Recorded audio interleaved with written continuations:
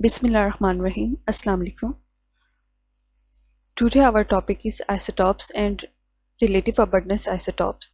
आज हम लोग जो है वो isotopes की डिस्कवरी, डेफिनेशन एंड प्रॉपर्टीज़ को जो है वो डिस्कस करेंगे.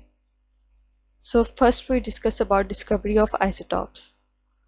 जॉन डाल्टन बेसिकली वो पहले साइंटिस्ट थे जिन्होंने एटॉमिक थ्योरी. इनके अकॉर्डिंग जब हम किसी भी एलिमेंट के बारे में बात करते हैं तो वो सारे के सारे अलाइक होते हैं. अलाइक आप कह सकते हो सेम या आइडेंटिकल होते हैं. ठीक है, उसने कहा था कि इनकी properties like atomic number, atomic masses भी जो है वो सेम होते हैं, यानी कि इसमें जितने नंबर ऑफ न्यूट्रॉन्स, प्रोटॉन और इलेक्ट्रॉन्स होते हैं वो सब आइडेंटिकल होते हैं. था इसी तरह जब 1912 में जे थॉमसन ने जो है इसको फर्दर डिस्कस किया तो उसने जॉन डाल्टन की थ्योरी को गलत साबित. उसने नियॉन गैस पे जो है वो एक्सपेरिमेंट, यहाँ पे एटॉमिक मासेस को इंट्रोड्यूस करवाया गया. उसने नंबर ऑफ प्रोटॉन्स और न्यूट्रॉन्स इन सब के एटॉमिक मासेस को यहाँ पे कैलकुलेट किया गया. फिर उसने देखा कि इनके एटम्स जो है इनके एटॉमिक नंबर तो सेम है लेकिन एटॉमिक मासेस जो है वो वेरी कर रहे हैं.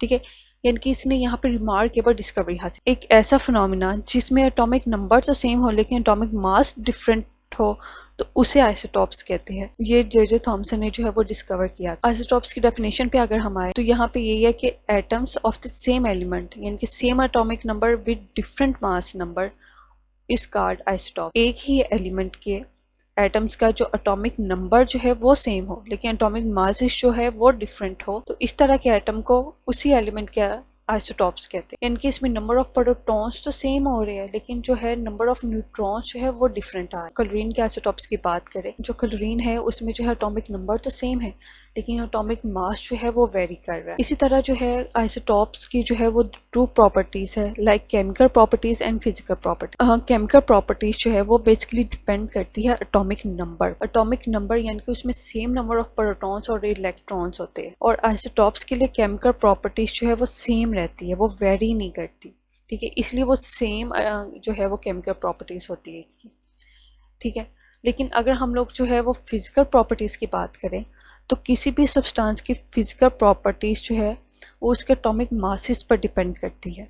ठीक है, so it will be different for different isotopes क्योंकि इसमें एटॉमिक मास वेरी करता है तो इसकी जो फिजिकल प्रॉपर्टीज़ में भी जो है वो चेंज आएगा.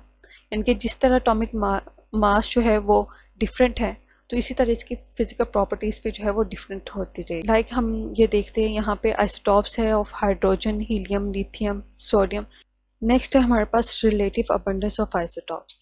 रिलेटिव का मतलब होता है रिलेट करना, कंपेयर करना. ठीक है, और अबंडेंस का मतलब होता है एग्जिस्टेंस यानी कि किसी एक चीज़ का नेचर में मौजूद होना.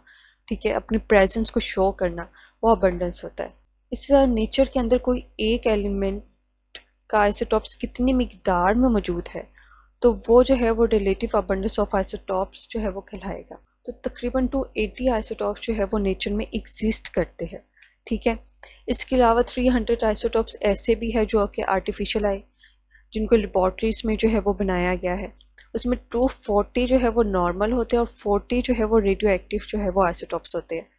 ठीक है, अब जो है यहाँ पे अगर हम लोग डिस्ट्रीब्यूशन ऑफ आइसोटॉप्स की बात की जाए तो एलिमेंट्स के अंदर जब हम लोग आइसोटॉप्स की डिस्ट्रीब्यूशन होती है तो वो वेरी करती है और वो कम्प्लेक्स जो है वो होती है.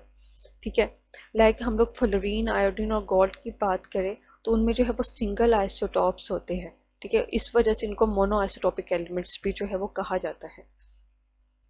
अब जो है वो आइसोटॉप्स भी जो है वो टू टाइप्स के आगे आ जाते हैं. एक है ऑड नंबर, ठीक है, और सेकेंडली हमारे पास इवन नंबर्स के. ठीक है, ऑड नंबर वो एलिमेंट्स जिनका ऑड एटॉमिक मास हो गए वो जो है लेस आइसोटॉप्स जो है वो कैरी करेगा. इनके the elements of odd numbers almost never possesses more than 2 stable isotopes. इनके ऑड नंबर जो हो गए कि वो जो है वो लेस आइसोटॉप्स कैरी कर, वो 2 से ज़्यादा स्टेबल आइसोटॉप्स को जो है वो कैरी नहीं करता. इसी तरह जो है वो सेकेंड हमारे पास इवन नंबर आ जाएगा. इवन नंबर वो आइसोटॉप्स हो गए जिनके एटॉमिक नंबर और एटॉमिक मासेस जो है वो इवन नंबर होगा और वो जो है वो मोर देन 1 जो है वो पाए जाते हैं, यानी कि वो बहुत ज़्यादा तादाद में जो है वो पाए जाते हैं. ये था आज का हमारा lecture. Thank you so much. अगर आपको इससे रिलेटेड कोई भी क्वेश्चन हो तो आप हमें इनबॉक्स कर सकते हैं. अल्लाह हाफिज़.